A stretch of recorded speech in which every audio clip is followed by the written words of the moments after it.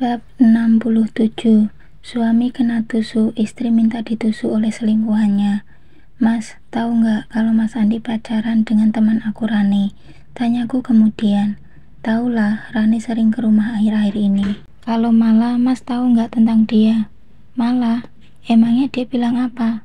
Loh, kok bilang apa? Aku nanya, Mas tahu nggak tentang dia? Enggak tahu. Kenapa Mas Reno terlihat ragu?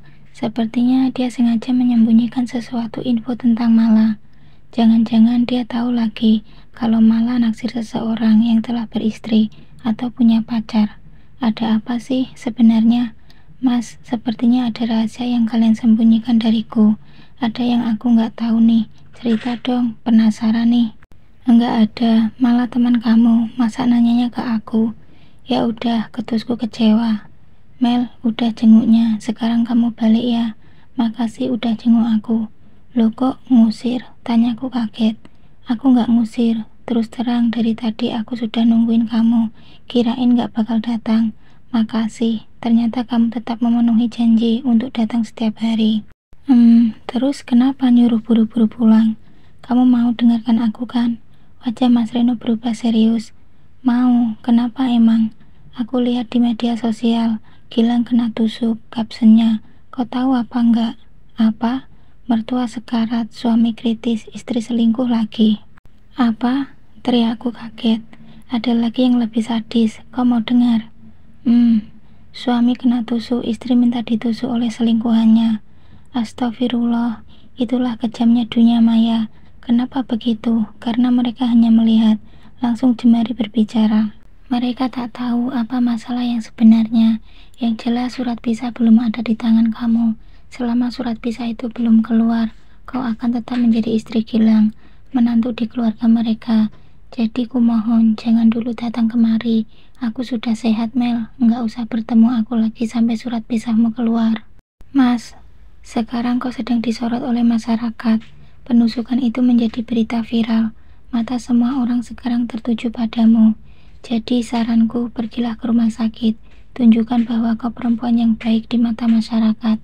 Jangan sampai sikapmu seperti saat ini menjadi pertimbangan bagi pengadilan untuk membatalkan gugatanmu. Aku harus mengurus keluarga durjana itu lagi, Mas. Iya, sebentar lagi.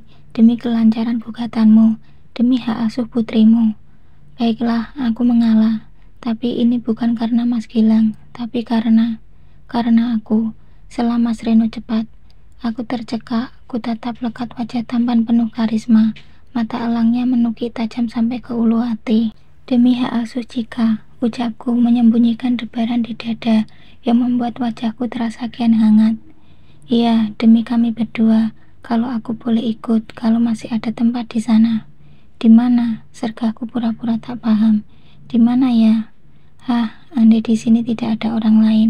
Sudah kutunjukkan di mana. Sergahnya tersenyum. Orang lain? Tanyaku menatap sekeliling. Ya, kau tahu, saat ini kau seperti selebritis terkenal.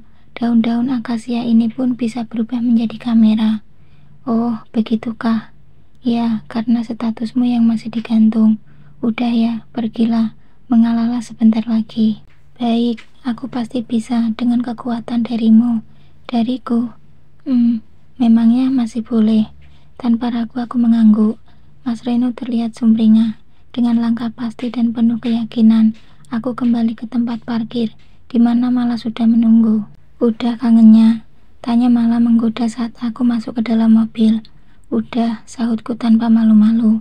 Kemana sekarang? Ke rumah sakit. What? Serius? Ya, serius. Wow, pasti kau telah disuntik oleh Mas Reno. Disuntik? Maksudmu? Iya, disuntik pakai cinta. Kamu, kirain kamu berpikir ngeres. Kamu yang pikirannya ngeres kali. Malah, apa? Serius, setelah kamu ketemu Mas Reno, kau berubah banget, wajahmu segar, semangat dan bergairah. Nggak salah kalau aku milih mundur. Apa? Teriakku kaget. Ops, apa? Emang aku bilang apa? Malah terlihat gugup. Matanya lurus ke depan, seolah tak berani bersitatap denganku. Kau milih mundur, maksudnya apa? Kejarku penasaran. Oh, tadi ketika mengeluarkan mobil ini dari parkiran, Aku milih mundur, sahutnya masih dengan wajah sedikit pucat dan suara agak serak. Aku terpelongo, kehabisan cara untuk mencari fakta. Mas Andi, Rani, dan Harum terlihat duduk di bangku panjang yang disediakan di lorong, tepat di depan UGD. Aku melangkah ragu-ragu, kesal dan benci mengaduk pikiran. Kenapa aku mesti membawa diri ke rumah sakit ini untuk Mas Gilang? Duh, saat dia kritis seperti saat ini pun masih saja aku yang dibebaninya. Kenapa bukan sang Gundi itu? Coba. Aku sering mendengar cerita orang, bahkan sering juga menyaksikan sendiri, bahwa istri tua harus selalu mengalah. Saat sang suami sedang jaya-jayanya, dia berpaling ke wanita lain. Tapi di saat sudah bangkrut dan lagi hancur-hancurnya, kembali ke istri tua. Haruskah hal itu terjadi juga padaku? Tidak, aku bukan istri tuanya, aku hanya mantan. Aku bukan siapa-siapanya lagi. Lalu kenapa aku harus ada di sini? Mas Reno, benar nggak sih yang kau sarankan ini? Kau malah melarangku menemuimu bila surat pisahku belum keluar. Kau bilang aku harus bersikap baik agar tidak menghalangi gugatanku. Kak, syukurlah kakak mau datang juga. Aku tersentak. Harum tiba-tiba bangkit saat melihatku di ujung lorong, lalu berlari mengejarku. Mas Andi dan Rani juga bangkit. Hei, nggak usah so akrab. Jijik tahu. Hardikku mundur beberapa langkah menghindari pelukannya. Perempuan itu melongo. Gila nggak tuh, pelakor mau peluk-peluk. Ih, najis. Di mana otaknya coba? Dia pikir hatiku sudah dingin begitu karena Mas Gilang hampir mati. Ih, dasar nggak ada otak. Kak, Mas Gilang, dia kritis. Tolong usahakan dia sembuh, Kak. Bilang sama dokternya, Kak. Aku tidak merespon. Ku dekati Mas Andi dan Rani. Maaf Mel, aku terpaksa menandatangani surat pernyataan tadi di bagian administrasi dan dari polisi. Nggak ada keluarganya, jadi aku yang bertanggung jawab, ucap Mas Andi menyambutku. Kenapa nggak dia aja? Kulirik Harum dengan ekor mata. Sudahlah, sabar, sahut Rani mengelus punggungku. Oh iya, malam mana? Dia aku antar pulang, katanya ada tugas kuliah yang penting banget. Oh, dokter sedang berusaha menolong Gilang, semoga nyawanya selamat. Oh iya, itu rombongan teman-temannya. Tadi mereka pergi sebentar, ngelihat kau datang, sepertinya mereka balik lagi, kata Mas Andi menunjuk serombongan preman yang datang mendekat. Teman-temannya, seruku kaget. Iya, geng, sahut Mas Andi mencibir. Mas Gilang punya geng, tanyaku tak percaya. Buktinya Mas Andi tersenyum kecut. Iya kak, mereka teman-teman Mas Gilang, sela Harum. Sejak kapan Mas Gilang bergaul dengan orang-orang seperti itu? Baru sih kak, kata Mas Gilang, mereka enak diajak gaul. Buang stres, sejak kakak minta pisah, Mas Gilang buang suntuk masuk geng mereka. Astaga. Bab 68. Kumiskinkan pelakor itu. Rombongan itu sudah mendekat, jumlahnya sekitar 8 orang. Rambut panjang, anting di telinga, gaya urakan dan tampak bengis tak karuan. Ih, pantas saja Mas Andi keder, tapi aku tidak. Ngapain takut? Mbak Melur kan? Sapa salah seorang yang paling depan mengulurkan tangan. Kutatap lekat lengan penuh tato itu. Masa iya, tangan halus lembutku kutempelkan di tangan kasar dan dekil serta kuku panjang itu. Ih, enggak banget. Ya, saya Melur, sahutku mengukir senyum. Senyum terpaksa tanpa menerima salam tangannya. Pemuda itu menatap tangannya yang mengambang, lalu tersenyum terpaksa. Seorang temannya mengeluarkan ponsel, lalu mengarahkan ke wajahku. Sepertinya dia mengambil gambarku, berarti mereka yang bikin status di media sosial itu.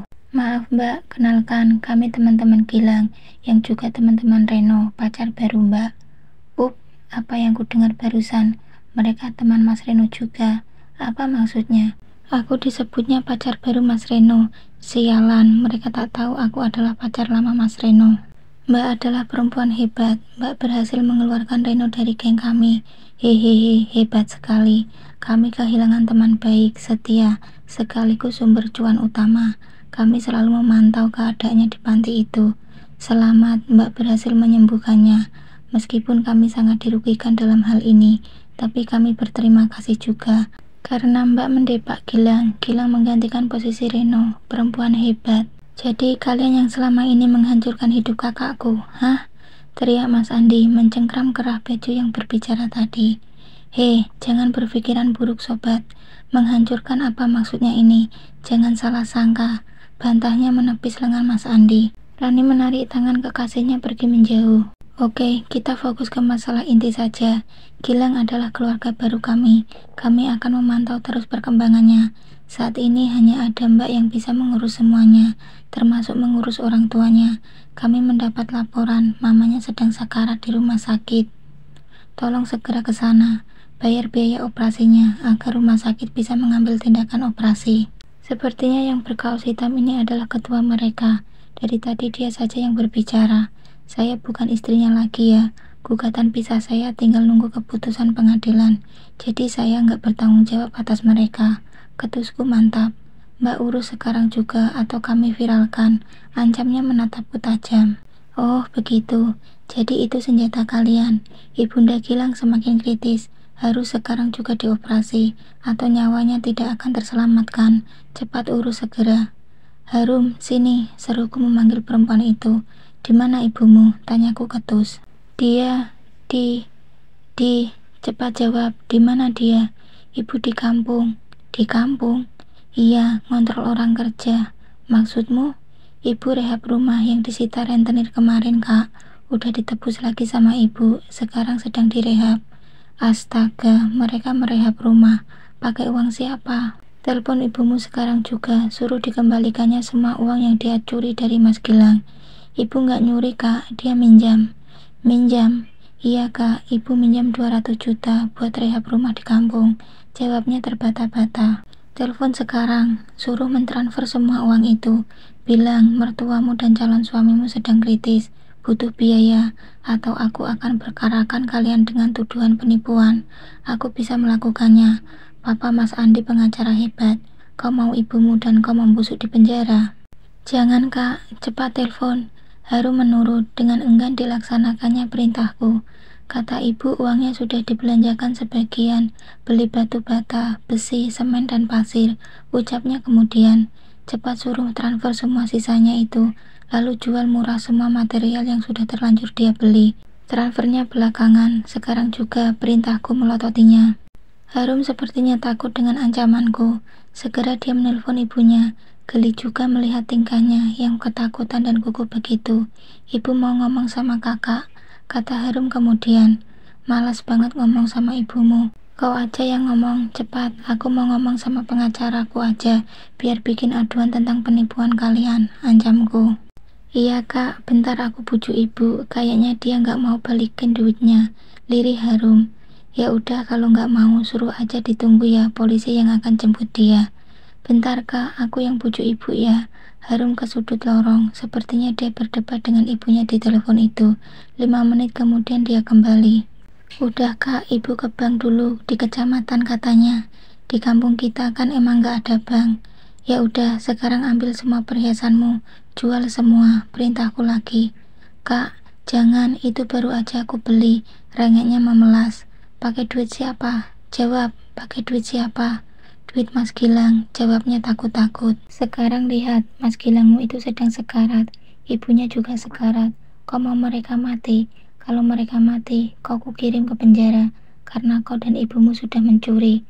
Baiklah, Kak. Di mana perhiasannya? Di rumah. Ambil dan segera jual. Uang transferan ibumu juga langsung ambil, lalu bawa semua ke rumah sakit. Mama dirawat, aku nunggu di sana. Nggak berani sendiri, Kak, takut dirampok di jalan, ucapnya lirih. Ekor matanya melirik rombongan preman geng Mas Gilang. Oke, ayo kami dampingi, tawar Mas Andi melirik Rani. Iya, ayo cepat. Rani menarik tangan Harum. Gadis itu terpaksa mengikuti. Teman-teman Mas Gilang duduk di bangku panjang. Kutatap mereka satu persatu. Udah, kalian buat status barunya? Tanyaku kepada yang sedari tadi mengambil gambar dan mengutak-ngutik ponsel. Dia terlihat terkejut. Tolong buat captionnya. Suami sekarat, selingkuhan tiba-tiba melarat. Bagus kan? Ejekku tersenyum sinis. Harum memang cantik, Mbak. Wajar kalau Gilang tergila-gila padanya. Kami juga mau. Sahut ketua geng sepertinya tersinggung. Ya, kalau buaya memang makanannya paling cocok itu bangkai. Pas bukan?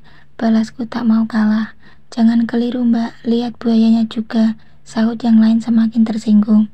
Terserah, saya nggak ada waktu buat bahas buaya. Buaya satu aja langsung aku depak, sautku semakin ketus. Mereka saling bertatapan. Aku tidak peduli. Maaf, kami semua sibuk, jadi tolong kalian di sini yang menjaga Mas Gilang. Aku pergi, ucapku kepada rombongan preman itu, lalu melangkah pergi.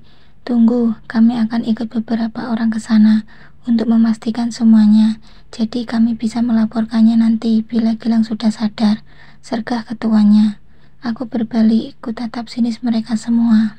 Aku nggak peduli ya, kalian mau kemana? Terserah, ketusku. Kalian dua bro, ikut mbaknya. Perintah sang bos menunjuk dua anggotanya. Ikut mobilku. Wah, sorry ya, aku nggak bisa. Maaf banget. Aku melangkah dengan terburu, tak peduli kebingungan mereka. Enak aja, preman kok numpang. Mereka mau setia begitu sama Mas Gilang, juga paling karena Mas Gilang kemarin royal banget. Setelah menjuali semua harta orang tuanya, nanti kalau sudah habis pasti ditinggal juga. Dasar.